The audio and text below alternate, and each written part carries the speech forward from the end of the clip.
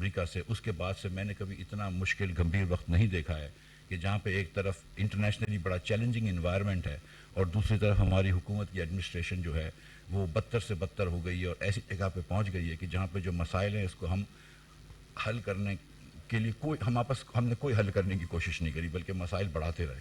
میں آپ کو اس سے پہلے کہ سارے بجٹ کی تفصیل دوں، میں آپ کو ایک دو چیزیں پھر سے آگاہ کرنا چاہتا ہوں کہ اس رواں مالی سال میں حکومت پاکستان نے 1100 ارب روپے سے زیادہ بجلی کے محکمے کو سبسڈی دی ہے. 1100 ارب روپے. ہم 100 ارب یونٹ بنا کے کنزیومرز کو پہنچاتے ہیں جس کا بل کرتے ہیں 100 ارب یونٹ. تو اس کا مطلب ہے کہ ہم نے 11 روپیہ سبسڈی دی ہے بجلی کو سستی کرنے میں، اب جو بجلی کے بل میں جو گیپ آ رہا ہے اس کو کرنے میں. اس کے علاوہ 500 ارب روپے کی ہم نے سرکولر ڈیٹ کو کیا ہے. تو اس کا مطلب ہے کہ 500 ارب روپے کا یہ سرکولر ڈیٹ جو ہوتا ہے یہ پاور سیکٹر لاسز ہوتے ہیں، اس کو ہم سرکولر ڈیٹ کہتے ہیں. ایکچولی یہ پاور سیکٹر ڈیٹس ہیں، تو یہ بھی ہم نے دینے ہیں. تو 500 ارب روپے کا ایک اور نقصان ہوا. تو اس کا مطلب ہے کہ 16 روپے پر یونٹ تو حکومت پاکستان دے رہی ہے بجلی کی، اور 17-18 روپے ڈپینڈ کرتا ہے کنزیومر، کہیں کہیں 24 روپے آپ دے رہے ہیں، عوام دے رہی ہے.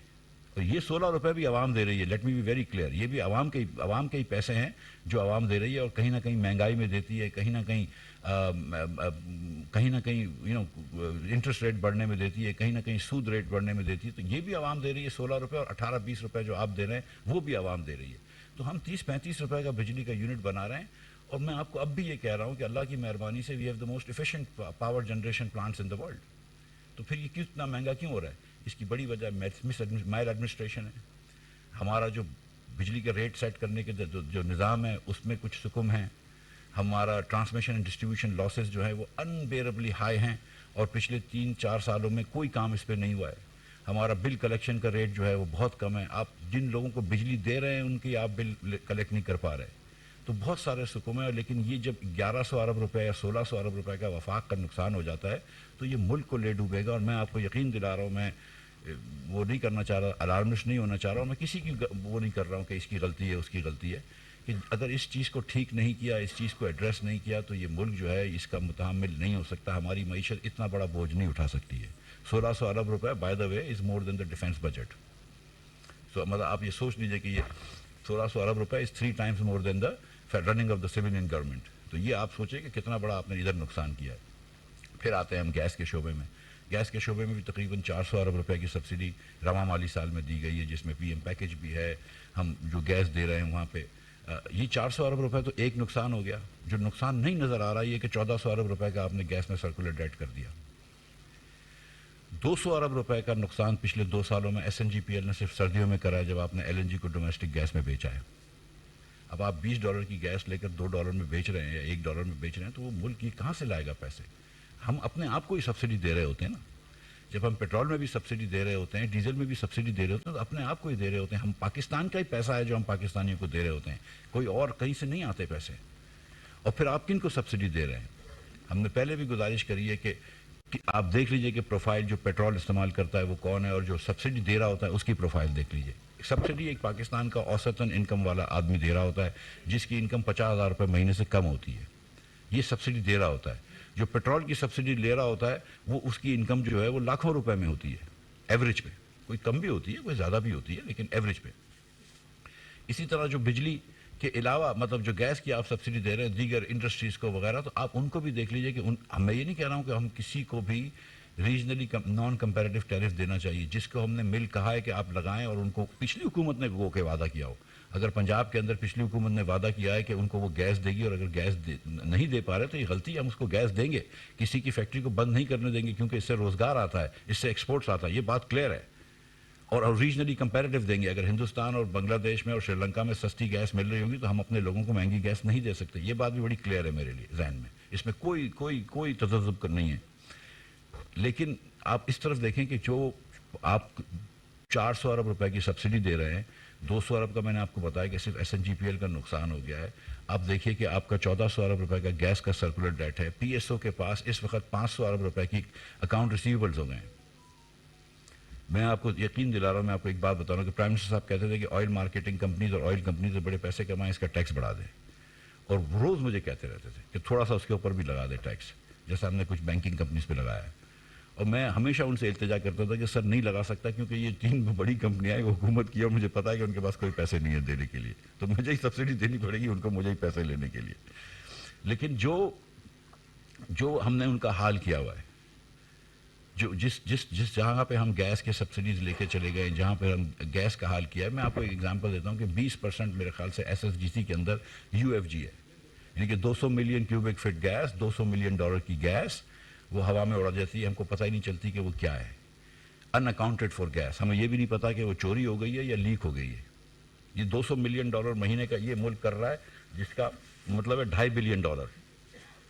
میں امریکہ جا چکا ہوں، دوحہ جا چکا ہوں، 2 مرتبہ باہر ٹرپ کر چکا ہوں $1 بلین کی نیکسٹ قسط کے لیے. آپ 2.4 بھی، اور میرے ساتھ حامد صاحب بھی گئے ہیں، عاصم صاحب بھی گئے ہیں، دیگر لوگ، ڈاکٹر صاحبہ گئی ہیں، اور $2.4 بلین کی گیس ہم ہوا میں اڑا دیتے ہیں ہر سال، صرف ایس ایس جی سی کے سسٹم سے. شاید اتنی ہے، اس سے تھوڑی سی کم S N G P L کے سسٹم سے اڑتی ہے. ہمیں اس گیس کا پتہ ہی نہیں ہے. تو یہ ملک کو میں آپ کو سچ بتا رہا ہوں کہ ایڈمنسٹریٹولی ٹھیک کرنا ہوگا، ورنہ یہ ملک کی اکانومی نہیں چلے گی. آج یہ بڑی افسوس کی بات ہے کہ ہم کو دوسرے ممالک میں جانا پڑتا ہے، کسی سے پیکج لے لیں یا کسی سے لون لے لیں یا کسی سے جو بھی آپ کہہ کے ڈپازٹ لے لیں، جو بھی کہہ کے لے لیں. یہ پاکستان ایک باوقار ملک ہے، باوقار لوگوں کا ملک ہے، نیوکلیر پاور ہے. ہم کو کہیں نہ کہیں اپنی معیشت سدھارنی ہوگی. ہم اس قسم کے خرچے افورڈ نہیں کر سکتے جس کی ہمارے پاس گنجائش نہیں ہے. میں آپ کو یہ بتا رہا ہوں، میں کل بھی کہا تھا، میں پھر آپ کے سامنے گزارش کر رہا ہوں. اور اگین میں کرٹیسائز نہیں کرنا چاہتا، لیکن میں یہ بات ضرور کروں گا کہ جو خان صاحب نے فروری کے اینڈ پہ، مارچ میں جب ان کو لگ رہا تھا ان کی حکومت جاری، اور جو انہوں نے یہ سبسڈی دی ہے آئل اور پیٹرول کی، آئی ایم ایف کا معاہدے کے برخلاف خود معاہدہ کرا تھا انہوں نے نا، وہ معاہدے کے خلاف جو انہوں نے سبسڈی دی ہے، بیسکلی وہ چیک لکھ کے دے دیے جبکہ آپ کے اکاؤنٹ میں کچھ پیسے نہیں تھے. یہ ہم دیکھتے ہیں کبھی کبھی مارکیٹوں میں ہوتا ہے کہ لوگ چیک لکھتے ہیں، اس کے بعد وہ بھاگ جاتے ہیں ملک کے باہر، کبھی سنگاپور کو چلے جاتے ہیں اور 6-8 سال تک وہ نہیں آتے پھر واپس کراچی یا لاہور یا جہاں پہ بھی رہتے ہیں. وہ اس قسم کی حرکت کری ہے انہوں نے، جس کو ہم کراچی میں کہتے ہیں ٹوپی گھمانا، یہاں پہ کیا کہتے ہیں شاید نہیں. یہ ملک کس طرح چلتے ہیں، ملک کس طرح چلتے ہیں. شہباز شریف نے مشکل فیصلے لیے، اللہ کی مہربانی سے am very proud of the fact کہ اس نے مشکل فیصلے لیے. میں آپ کو سچ بتا رہا ہوں کہ اس سیاست کا کوئی فائدہ نہیں ہے جس کا ملک کا نقصان ہو رہا ہے. میں ڈاکٹر صاحبہ، یہاں پہ جتنے لوگ اس پینل پہ بیٹھے ہیں ہم بڑے پریولیج لوگ ہیں. آپ لوگ بھی سارے بڑے پریولیج لوگ ہیں. جو کابینہ میں لوگ بیٹھے ہیں وہ تو بہت ہی زیادہ پریولیج لوگ ہیں. جو کہ عام پاکستانی ہے وہ پریولیج نہیں ہے.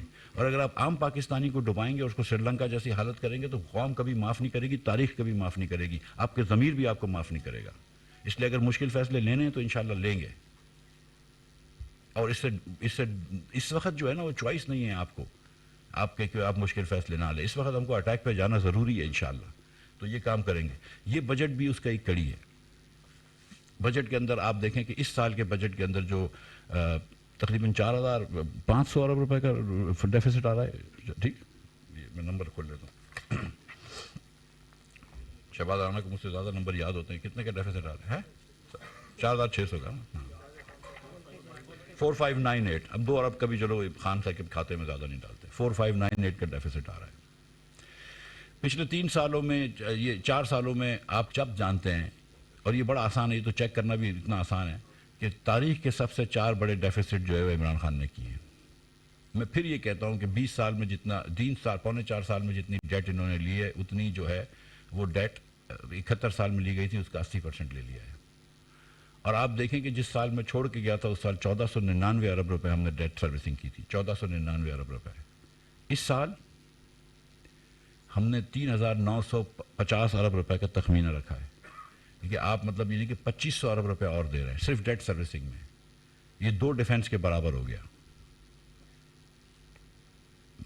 مطلب یہ ملک کے اندر ہم ٹوٹل ٹیکس جمع کریں گے 7,000 ارب روپیہ، 7,004 ارب روپے.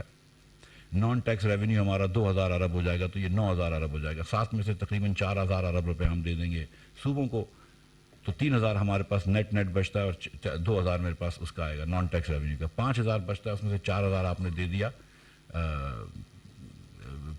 صوبوں کو، 4,000 دے دیا ڈیٹ سروسنگ میں. اب 1,000 ارب روپے رہ گئے. 1,000 ارب میں پوری ہم کو اور میں آپ کو بتا چکا ہوں کہ 1,500 ارب روپے، 1,100 ارب روپے تو صرف کیش ہم نے سبسڈی دی ہے پاور سیکٹر کو. 300 ارب روپے سے زیادہ ہم نے کیش سبسڈی دی ہے اس کو. 1,000 ارب کے اندر ہم کو پوری سویلین گورنمنٹ چلانی ہے، پوری ملٹری چلانی ہے، سبسڈیز دینی ہے. اس کے بعد گلگت بلتستان، آزاد کشمیر، اسلام آباد، ان سب کو بھی فاٹا، ان سب کے بھی پیسے وفاق دیتی ہے، جو کہ سیریسلی صوبوں کے پول سے ہونے چاہیے لیکن وفاق دیتی ہے. تو یہ پھر اس کے بعد پیسکو ہوتا ہے، یوٹیلیٹی سورس کارپوریشن ہوتا ہے، دوسری دیگر چیزیں ہوتی ہیں. اور اگر میں ایمانداری سے اکاؤنٹنگ کروں، اگر یہ حکومت اس طرح اکاؤنٹنگ کرے جس طرح ہم پرائیویٹ کمپنیز کو انسسٹ کرتے ہیں، تو جو ایس او ای کے لاس ہیں وہ اپنی بکس میں لینے پڑیں. تو 600 ارب روپے وہ چلے گئے. پھر جو سرکولر ڈیٹ ہے وہ بھی اپنے بک میں لینے پڑیں، تو 1000 ارب روپے گیس اور پاور کے ملا کے وہ چلے گئے. تو پہلے دن -600 پہ ہم آتے ہیں. یہاں سے یہ ملک کو ہم ملا ہے، یہاں سے ہم اس ملک کو لے کر چلیں گے. یہ ملک کے اندر میں اب بھی یقین سے کہتا ہوں کہ جتنے وسائل ہیں اس کے اندر ہم نے اس کا 5% بھی استعمال نہیں کیا. اگر آپ دیکھیں کہ اگر ہندوستان، بنگلہ دیش اتنے آگے ہو سکتے ہیں، اگر ہندوستان کے پاس 600 ارب روپے، 600 ارب ڈالر کا وہ ہو سکتا ہے فارن ایکسچینج ریزرو، تو کیا وجہ ہے پاکستان پہ نہیں ہو سکتا؟ ہم تو 90s کے اندر تو ان سے آگے ہوتے تھے. ہر سال ہماری گروتھ زیادہ ہوتی تھی، ہماری مینجمنٹ اچھی ہوتی تھی. کیا وجہ ہے کہ بنگلہ دیش سے ہم آگے نہیں ہو سکتے؟ ایسٹ پاکستان، ویسٹ پاکستان کے اندر تو ویسٹ پاکستان کی جی ڈی پی جو تھی وہ 40% پر کیپٹا زیادہ ہوتی تھی ایسٹ پاکستان سے. آپ کیا وجہ ہے کہ ہم اس نہج پہ آ گئے ہیں؟ مس مینجمنٹ ہے. اور اب ہم مینجمنٹ کریں گے. میں آپ کا بھی ساتھ چاہتا ہوں کہ اگر ہم تھوڑی سی مشکل فیصلے لیں تو ایک ایک چیز پہ ہم کو نہ چلائیں. تھوڑا سا آپ یہ بھی سمجھیں کہ ہم یہ اگر پیٹرول مہنگا کرتے ہیں تو گھر پہ پیسے لے کے نہیں جا رہا ہوں بھائی، آپ کے قوم کے خزانے میں ہی ڈال رہا ہوں، اور آپ کا قوم کا نقصان کا متحمل نہیں ہو سکتا. اس مالی سال کے اندر انشاءاللہ تعالیٰ 7000 ارب روپے ہم جمع کریں گے، 2000 ارب روپے ہم جمع کریں گے. اور اس کے بعد اخراجات کے اندر ہم نے کوشش کری ہے، ٹوٹل اخراجات صرف 3% بڑھ رہے ہیں، 9500 میں صرف 3% بڑھ رہے ہیں. اور اگر میں ڈیٹ سروسنگ کو نکال دوں تو میں نے ٹوٹل اخراجات کم رکھے ہیں. اور اس کی ایک بڑی وجہ یہ کہ ہم نے سبسڈی کاٹی ہے. ہم نے پاور سیکٹر کی سبسڈی کاٹی ہے اور گیس سیکٹر کی سبسڈی کاٹی ہے. اب اگر پاور سیکٹر اور گیس سیکٹر کو ہم سبسڈی دیں گے تو ڈیفیسٹ بڑھ جائے گا، ڈیفیسٹ بڑھ جائے گا تو انٹرسٹ ریٹ بڑھ جائے گا، انٹرسٹ ریٹ بڑھ جائے گا، مہنگائی ادھر آ جائے گی، مجھے بورو کرنا پڑے گا اور بورو کرنا مشکل ہو جائے گا. تو یہ سب چیزیں دیکھیں. تو جب ہم کوئی چیز بڑھاتے ہیں، اگر ہم کوئی ٹیکس بڑھاتے ہیں، اگر کوئی بڑھاتے ہیں تو یہ دیکھیں کہ اس کی کیا امپلیکیشن ہے اگر نہ کریں تو یہ سب چیزیں میں آپ کے سامنے رکھنا چاہتا تھا. میں چاہتا ہوں کہ تھوڑا سا بجٹ کے پرٹیکولر نمبرز پہ ڈاکٹر عائشہ بھی بات کر لیں، اینڈ اس کے بعد پھر میں آپ کے سوالوں کے جواب دوں گا 2 منٹ بات کرنے کے بعد. بسم اللہ الرحمن الرحیم. منسٹر صاحب نے آپ کو یہ بالکل واضح طور پہ ہائی لائٹ کرنے کی کوشش کی کہ ہمیں کتنے مشکل حالات ملے، ہم نے کس طرح اسٹرکچرل ریفارم کیا ہے، مشکل فیصلے لیے. مقصد پاکستان کو اسٹیبلائز کرنا ہے، مقصد پاکستان کو ٹریک آف گروتھ پہ ڈالنا ہے. جیسے ہم نکل کے چلے گئے تھے کہیں، ہم تو بالکل پریشان ہو گئے تھے. آپ کو خود پتہ ہے کتنے برے حالات تھے ہمارے. اب پوائنٹ یہ ہے، یہ تو ہم نے اچیو کرنا تھا، لیکن جو بات میں آپ کو ایمفسائز کرنا چاہ رہی ہوں کہ ان حالات میں بھی ہماری فلاسفی اس بجٹ کی یہ رہی ہے کہ ان مشکل اقدامات کا کم از کم اثر پڑے ایک عام آدمی پہ. کم از کم ہم نے بہت سے اس بجٹ میں ایسے میجرز لے کر آئے ہیں جو ریلیف پرووائڈ کر رہے ہیں ایک عام آدمی کو. اس میں چاہے آپ BISP کی ایلوکیشن دیکھیں، چاہے آپ پیٹرولیم کی اس میں جو ہم 2000 روپے مہینے ایکسٹرا دے رہے ہیں وہ دیکھیں، چاہے آپ آٹا، گھی، چینی پہ جو پرائسز کم کر کے ہم ریگولیٹ کر رہے ہیں آپ اس کو دیکھیں، چاہے آپ ایگریکلچر میں فارمرز کو جو ہم لے کر آ رہے ہیں ان کو سبسڈی دیے تاکہ ہم اسٹرکچرل ایگریکلچر پہ بوسٹ مل جائے اور ہم خود کفیل ہو جائیں، باہر سے ہمیں کھانے پینے کی اشیاء امپورٹ نہ کرنا پڑے تاکہ باہر کے ممالک کا انفلیشن ہمارے یہاں نہ آئے. وہ بھی ہم ریلیف پرووائڈ کر رہے ہیں. چاہے آپ یہ دیکھیں کہ ہم نے جو ایڈیشنل ٹیکسز لگائیں ان میں سے کہیں ایڈیشنل ٹیکس انڈائریکٹ ٹیکس نہیں ہے، کیونکہ ہمیں پتہ اس کا بوجھ ایک عام آدمی پہ پڑتا ہے. وہ جتنا ایڈیشنل ٹیکس ایفٹ ہے وہ عمرہ پہ ہے، جو صاحب ثروت لوگ ہیں ان پہ ہے، پراپرٹیز پہ ہے، ان پروڈکٹیو ایسٹس پہ ہے. یہ ہمارا ایک ایفرٹ ہے کہ ہم اس بجٹ کو ایک عام آدمی پہ بوجھ نہ بننے دیں. اور ایک بات جو یہ شباب